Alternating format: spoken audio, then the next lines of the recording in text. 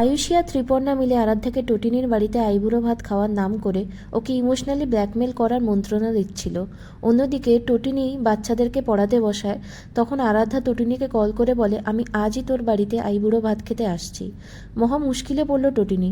যাই হোক, পরশুরামকে কল করে সে সবটা জানায় আর বাজার থেকে কিছু মাছ আনতে বলে। শীতল কিন্তু এদিকে চুপিসারে পরশুরামকে ফলো করছিল।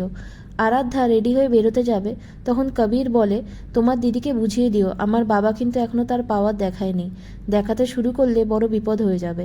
আরাধ্যা বলে, ডোন্ট ওয়ারি, আমি ঠিক দিদিকে ম্যানেজ করে নেব। এরপরে আমরা দেখি পরশুরামদের বাড়িতে আচমকা শীতল এসে হাজির। তখন পরশুরাম বাড়িতে ছিল না। শীতল নিজেকে পরশুরামের ক্লায়েন্ট বলে পরিচয় দেয় আর বলে তার নাম হলো শিখে। এই বলে সে বাড়ির ভেতরে ঢোকে আর তারপরে চুপিসারে কায়দা করে একটা রেকর্ডার ফিট করে দেয় ওদের বাড়িতে। এরপরে টটিনির সাথে দু একটা কথা বলে শীতল সেখান থেকে চলে যায়। এরপরে আরাধ্যা আসে টটিনিদের বাড়িতে আর বাচ্চাদেরকে অনেক আদর করে তাদের হাতে চকলেট ধরিয়ে দেয়। কিছুক্ষণ পরে পরশুরামও বাড়িতে ঢোকে বাজার নিয়ে।